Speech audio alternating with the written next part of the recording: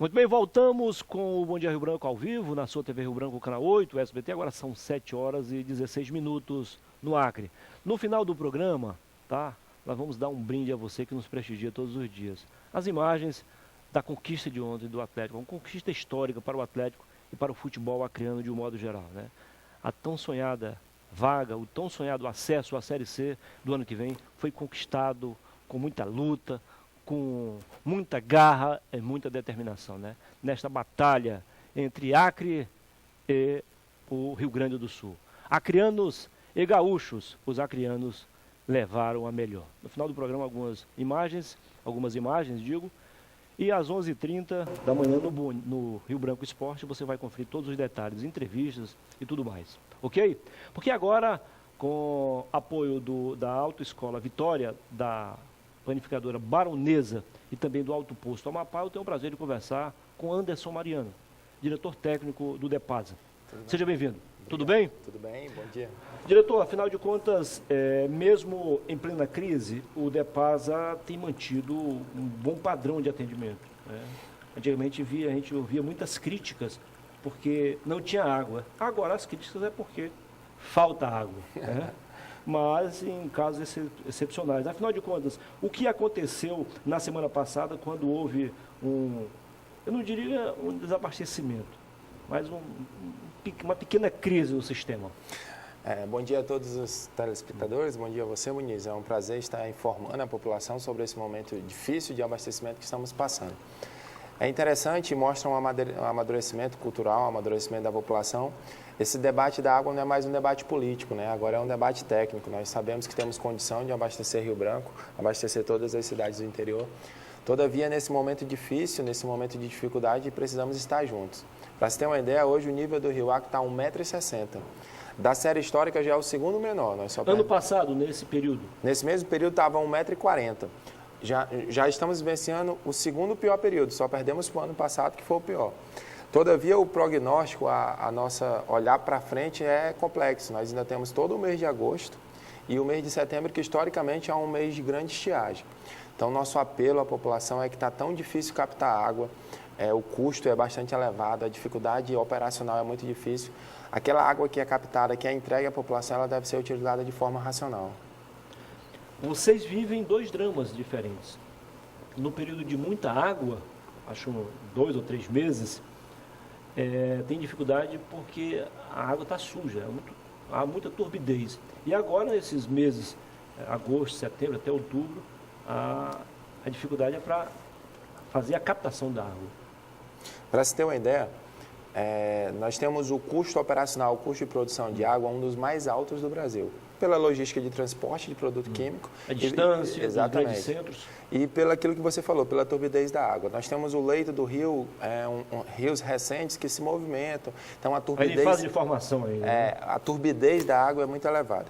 Soma-se a isso, nós temos a tarifa mais barata do Brasil. Se por um lado você tem o custo mais elevado, por outro você tem a tarifa mais baixa. Então, essa conta é difícil de fechar. O governo do estado tem que fazer aportes mensais todo mês. Nos últimos 3, 4 anos nós tivemos a população entendeu e nós tivemos um avanço na arrecadação. Todavia, a conta é muito difícil de fechar. O custo mais alto de operação e a tarifa mais baixa. Mesmo assim, nós conseguimos hoje a nossa captação de água em Rio Branco, uma cidade perto de 400 mil habitantes, nós conseguimos entregar água para todo mundo com uma certa intermitência, mas de forma aceitável. Esses momentos difíceis, você citou ano passado, nós estamos operando com as nossas bombas pelo nível do rio na sua capacidade máxima. Operando na sua capacidade máxima, a manutenção deve ser constante. Semana passada nós tivemos uma quebra de bomba, uma bomba na captação, e isso atrapalhou o abastecimento na região central, a Habitasa, que é o seu bairro, a Aviário, a região mais central da cidade. Como a nossa rede é pressurizada, diferente da energia, por exemplo, ela demora um tempo para preencher toda e a partir daí volta ao normal o abastecimento. Diretor, o SAEB já está conseguindo, porque a gente sabe que tudo tem um custo alto, já está conseguindo fazer a manutenção preventiva e não apenas a corretiva?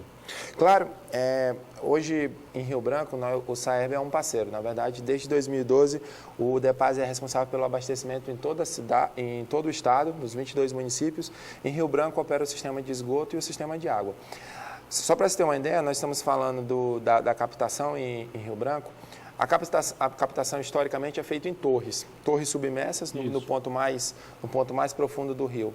Atualmente ela está sendo feita toda por bombas flutuantes. Sistema. Pequenas boias, você coloca a bomba em cima e vai movimentando no rio. E vocês conseguem manter o mesmo ritmo de produção? Hoje a gente está conseguindo captar entre 1.400 e 1.500 litros por segundo, o que garante o abastecimento.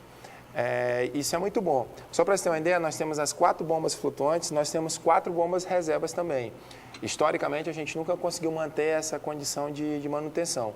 Mesmo assim, existem problemas, são bombas de grande capacidade, a manutenção tem que vir de fora, mas a gente está conseguindo diminuir isso e minimizar os problemas para a população. Então, por isso que o problema agora foi no máximo 3 dias. E 3 dias porque tem aquela história o processo de recuperação, né? Diferente de energia, quando volta, todo mundo já tem a energia. Exatamente.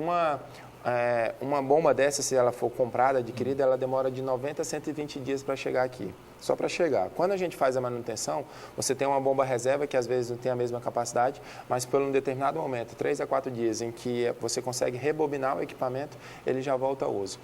O detalhe é o que você falou, a rede é por pressurização, então ela precisa ser completamente preenchida para voltar ao abastecimento normal. Provavelmente essa semana todo mundo vai ter um abastecimento normalizado definitivamente.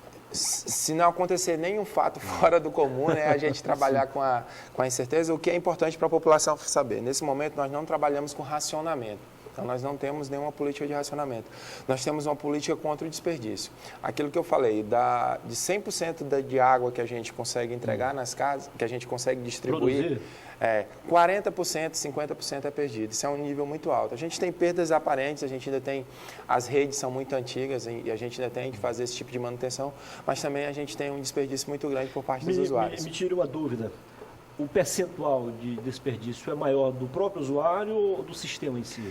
A gente não consegue diferenciar um pouco porque a gente chama tudo como perda, né? Daquilo que a gente consegue produzir, entre 45% e 50% é perdido ao longo do sistema, ou pela perda do usuário ou pelo aquilo que a gente chama de perda aparente, as redes antigas.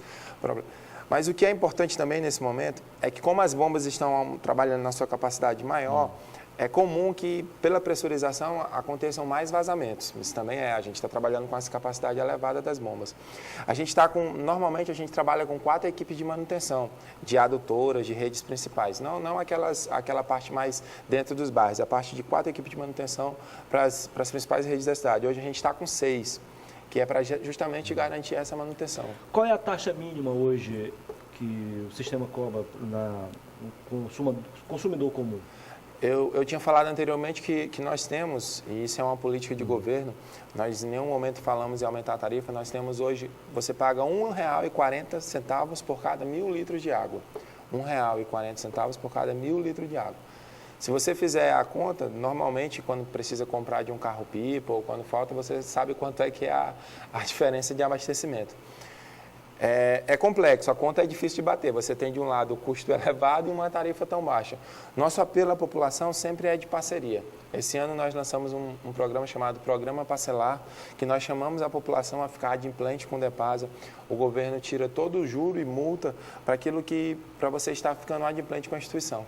Pelo valor da água ser tão baixo, é comum a cultura do não pagar, do não valorizar. É comum as pessoas deixarem para pagar a tarifa no final do ano, deixa acumular 12 tarifas para pagar no final do ano, ou quando precisa de alguma certidão do Depasa, aí é que paga. É lamentável. Agora, tem outro detalhe também, você falou do desperdício. Não estaria nos planos de vocês uma campanha de conscientização para combater o uso indevido? Tem algumas pessoas que acham que é normal, o cara está escovando os dentes e a água lá escorrendo. Jogar água de qualquer jeito. Passar horas e horas lavando calçada. Rua, jogando água na rua. Tudo bem, joga lá um pouquinho para tirar a poeira, mas fazer um aguaceiro no meio da rua, é brincadeira isso. Esse é o apelo. Eu acho que essa é a principal mensagem que eu gostaria de deixar para a população. Se está tão difícil captar, se está tão difícil conseguirmos entregar água, essa água precisa ser utilizada de forma racional. Nós temos, desde 2015, nós estamos fazendo essa campanha contra o desperdício. O governador orientou que a política de corte não é a política imediata da instituição. A primeira política é a política de conscientização. O diretor-presidente também tem esse entendimento. Então, nós estivemos no bairro fazendo o chamado mutirão contra o desperdício. Nós estávamos com mais ou menos 60, 70 pessoas do Depasa, indo casa por casa, rua por rua. Essa campanha também se intensificou nos bairros, essa campanha também está intensificada pela proximidade que nós temos hoje do consumidor, serviço de 0800. Até o WhatsApp você pode entrar em contato hoje com o Depasa. Nós percebemos de 2015 para cá uma evolução nisso. É comum hoje o usuário ligar para o Depasa. Só um parênteses aí, aproveite e divulga o número do WhatsApp aí, o pessoal ficar. O meu amigo André vai me ajudar nisso. Vamos lá, André. 0800 721 1314. 1314. Legal. Também temos o WhatsApp, né? Tá, o WhatsApp. Vamos lá então, o WhatsApp. Isso aí é o 0800, vamos lá. 0800 721 1314. E a gente percebe, como eu falei, nesses últimos 2 anos, uma evolução. É comum o usuário ligar hoje para o Depasa, meu vizinho está desperdiçando água. É um avanço, é um caminhar. A conscientização precisa de uma evolução, já é um bom caminho. Vamos lá, André, vamos lá. 9238 0101, fácil. 9238-0101. Um caminho interessante, hoje, por exemplo, se você quiser comprar uma boia que custa, sei Vou lá, acrescentar aqui já. Pode ir. R$25, R$30, e você apresentar essa nota para o Depasa faz esse abatimento na sua fatura, que é comum em algumas regiões da cidade, que é abastecida no período noturno, o usuário esqueceu de desligar o seu registro. Isso. E a água vai até o abastecimento terminar. Às vezes enche a caixa d'água e fica derramando até o abastecimento terminar. Então, até mesmo para comprar aquela boia que é instalada na caixa, se você comprar e apresentar a nota para o Depasa, tem um abatimento na fatura. O Depasa paga a boia, então? Paga a boia, exatamente. É uma forma de evitar o desperdício. É uma medida simples, né, que tem um efeito muito grande. Que tem gente, olha a nossa cultura, senão colocando a boia, a vazão fica menor. De fato fica um pouco menor, mas nada que impeça a água de chegar. Se demorava 11 minutos para encher, vai demorar 11 e meio, 12 minutos. Então é insignificante. O problema é que, além do desperdício, você falou com relação à inadimplência. Tem os inadimplentes e tem os que pagam com atraso. Qual é a taxa de inadimplência hoje? Vocês têm aí imagina assim, de 100% de que é produzido, a gente só chega exatamente para o usuário final cerca de 45%, 50%. Daquilo que chega, a gente fatura 40%. Só para você ter uma ideia. Então, os números são macabros. De cada 1.000 litros produzidos, 50 são comercializados. Desses 50 comercializados, talvez vocês recebam 25. A metade, exatamente. Então é complicado. A pessoa, uma empresa, você vende 100 palmas de banana e só fatura 25.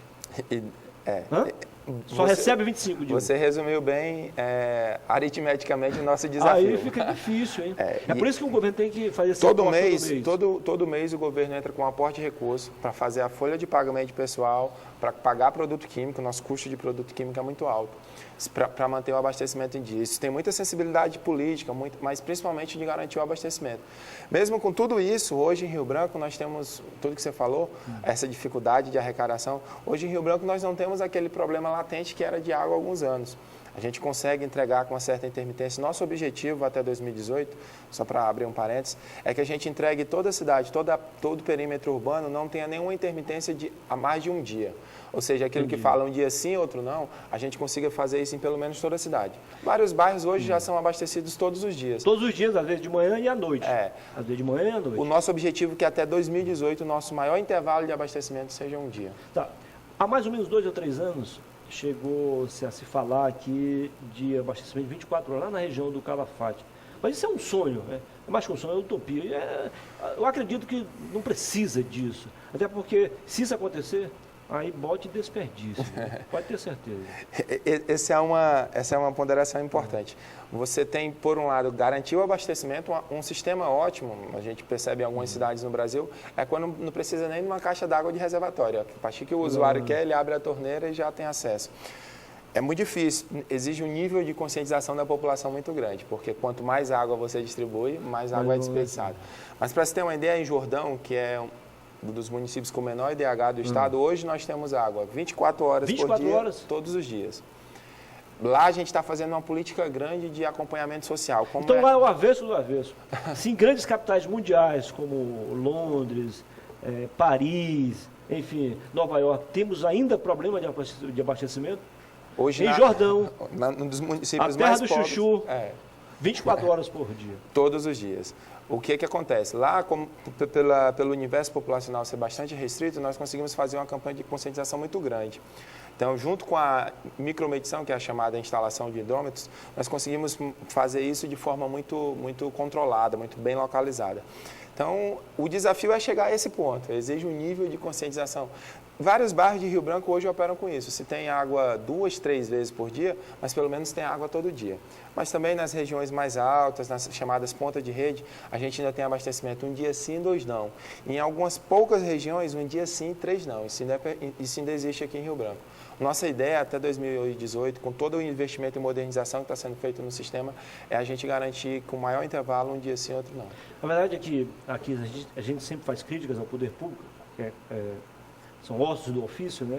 É natural do jornalismo, mas nesse particular, com relação ao tratamento do governo do Estado, em relação aos consumidores de água, a coisa corre muito solta ainda. Há uma política social nesse sentido, né? Eu sei que a água é importantíssimo, e claro que deve ser tratada assim com responsabilidade social, não apenas como uma questão de um negócio, mas diferente da empresa que opera a energia, a questão da água corre muito mais solta. Eu não vejo ninguém reclamar, não, eu fiquei sem água porque eu não paguei e cortaram minha água. Existe uma diferença, nós estamos falando em 2 serviços essenciais, energia e água. Há uma diferença assim, o corte de água é um corte muito caro. Se você só tirar o cano do hidrômetro, qualquer pessoa pode ir lá e ligar. Então, para cortar a água, você tem, de forma eficiente, você tem que ir na rua, no ramal, que é chamado, às vezes, se é asfaltado, cortar o asfalto, cavar a rua para depois fazer. Então, é mais barato fazer uma política de conscientização, que é a que a gente está fazendo desde 2015. Essa política de conscientização. Aproximar o depósito da população, criar instrumentos jurídicos. Para você ter uma ideia, nós não tínhamos nem instrumentos jurídicos que nos permitissem cortar a água. Hoje nós temos. Todavia, a gente está investindo ainda nessa coisa da conscientização. Mas hoje o DEPASA tem instrumento jurídico, além de cortar, colocar no serviço de proteção ao crédito, que é a política, por exemplo, da energia. Todavia, nós ainda estamos apostando nessa relação de parceria. O abastecimento é tão complicado ainda que a gente acredita que pelo entendimento, pela mudança cultural, a gente consegue ter bons resultados. Se é uma taxa que eu pago com o maior prazer é a de água, porque, como você falou, eu sei que é muito baixo em relação ao valor de mercado e sei a importância desse produto. E a água limpa, né? Água limpa. Se por um lado, eu esqueci de dar esse dado quando eu estava falando do custo da receita, nós temos um dos melhores indicadores, e isso pode ser comprovado, você pode olhar no verso da sua fatura, nós temos um dos melhores indicadores de eficiência e de qualidade da água que a gente consegue entregar. Mesmo com a turbidez elevada, mesmo com o custo do produto químico, nós entregamos uma água de qualidade. É comum, não sei se você já teve a oportunidade de conversar com pessoas que vêm no estado, o elogio à qualidade da água que a gente consegue entregar nas torneiras. Olha, para quem não sabe, não lembra, o processo de água vem desde lá da captação, passando pela reservação, tratamento, distribuição, comercialização. Em todos os setores ainda há problemas. A população, se pudesse ajudar, diminuiria de cara 50%. Aliás, se os paulistas viessem morar no Acre, sobraria água, viu? Porque eles aprenderam na marra a utilizar água. Ou aprendem ou vai todo mundo morrer de sede e sem ter como até tomar banho. Há uma conta para você entender. Quando eu falei que a gente consegue captar 1.400, 1.500, 1.550 litros por segundo, que é o nosso abastecimento normal, convertendo isso mais ou menos dá 90 milhões de litros de água dia. A ONU estima que o ser humano precisa de 120 litros para fazer suas necessidades diárias. Se a gente fizer uma conversão, mesmo com as perdas, de 90 milhões para a população de Rio Branco, hoje a gente consegue entregar mais água do que a ONU orienta por pessoa. 120 litros, você está falando em tudo. Banho, para fazer todas as necessidades. Uma casa que tem 5 pessoas, como vai gastar 3 mil litros de água por dia? E gastam. Gasta. Essa coisa do desperdício é muito latente. 2 mil litros em cima, mais 2 embaixo. Se faltar água um dia, no outro dia não tem mais 25 água. Minutos tomando banho. Brincadeira. Hoje, claro que tem essa coisa da poeira, a gente está com um verão muito intenso, mas vindo para cá eu passei em algumas casas que ainda a população está molhando a rua, num momento complicadíssimo de abastecimento. Tira até o relógio lá, liga direto, complicada a situação. 7 horas e 35 minutos, foi muito boa essa conversa, muito esclarecedora. Queremos agradecer aqui ao Anderson Mariano, diretor técnico do DEPASA. Foi um prazer recebê-lo aqui. Caso queira acrescentar algo, ainda há espaço. Muito obrigado pelo espaço, pela oportunidade. É muito importante estar informando a população desse período de dificuldade, chamando a população para participar conosco desse processo. É um momento dificílimo. A sensibilidade do governo, da prefeitura em estar atuando nesse momento é para garantir o abastecimento. Sem discussões políticas, é importante a sensibilidade nesse momento de todo mundo junto estarmos vencendo esse período. O Depaz está à disposição. Muito obrigado pelo espaço. Tenha um bom dia e uma ótima semana. Muito obrigado. Pessoal, são 7h36. Daqui a pouquinho, às 11h30, você vai ver todos os detalhes dessa conquista histórica, tá? Inédita do Atlético no futebol nacional. Mas vejam algumas imagens daí, né? Veja como o Atlético conseguiu a tão sonhada vaga, o tão sonhado acesso à Série C 2018, tá? Aguarda só um pouquinho aí, porque foi um time que começou a pré-temporada ainda em dezembro, né? Sem os devidos recursos. É um trabalho que tem um quarteto dentro de campo, composto pelo Polaco, grande craque do time, o camisa 10, o Careca, o Eduardo, o artilheiro da Série D, e o Rafael, que o Rafa Gol ontem, o cara resolveu ontem. Ele ontem foi acima da média. Então, fora de campo também tem um outro quarteto. O presidente Ellison, a vice-presidente, doutora Euraci Bona, a mulher do dinheiro. O Álvaro Romero, o Álvaro Miguel, que é o comandante desta nave. E o Jason, que não aparece muito, mas dá a sua parcela de colaboração. Sem falar nos irmãos acrianos, Adem e Aldenor, que são os patrocinadores master do Atlético. Aliás, o Adem estava lá ontem, torcendo e comentando. Vamos lá então. Vamos curtir aí o hino. Tem entrevista também? Temos? Olha aí, ó. As passadas. Olha aí o Álvaro aí, ó. Claro que todo mundo colaborou, mas esse aí, ó, foi o grande responsável, viu? Ele soube cortar jogador na hora certa, repreender na hora certa, afastar na hora certa, chamar de volta na hora certa. Comandou o time com muita garra, determinação, conhecimento profundo de futebol, de esquema tático, de sistema de jogo. Enfim, deu uma aula. E ontem, pode não ter jogado um futebol exuberante o Atlético, mas foi a melhor partida do Atlético este ano. Eficiente, soube enfrentar um adversário dificílimo, viu, Anderson? Um adversário que não perdeu este ano nem para Internacional, nem para Inter. Aliás, nem para o Grêmio. Só perdeu para o Novo Hamburgo, que é o atual campeão gaúcho. Foi 4-4 lá dentro, lá no Beira-Rio. É um timaço. O Atlético tem que comemorar porque não venceu um time qualquer. Venceu um time que estava disposto, sim, a subir para a Série C. Não subiu. Olha o golaço do Rafael. Um gol de craque.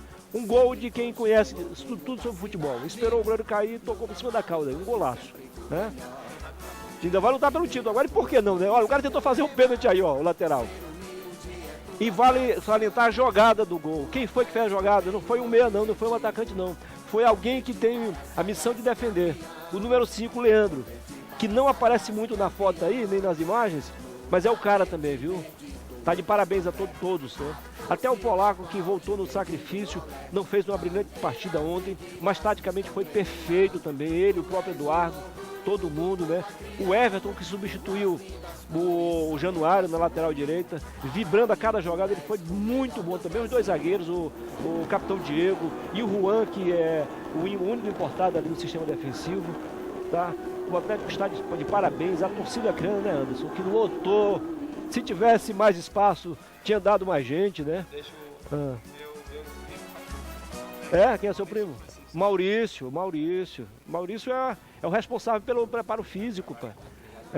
Esse time matou os adversários aqui no preparo físico, viu? Tá de parabéns, competentíssimo, dedicado, está lá todos os dias. É um dos primeiros a chegar e o último a sair. O trabalho foi coroado. Não podia dar outro. Um abraço para o meu primo. Exatamente. Bom dia a todos e a cidade está vestida de azul e branco. 7h40, até amanhã, se Deus quiser. Tenho um objetivo, competir para sagrar-se campeão. Competir para sagrar-se campeão. No tapete verde do Lucas Panté, a torcida aplaude pedindo olé. Bandeiras erguidas estão tremulando. Tu és o orgulho do povo acriano. Tuas lindas cores são branco e azul anil. Para mim tu és o melhor do Brasil. sempre combatido, jamais vencido. Tu és o nosso orgulho, galinho querido.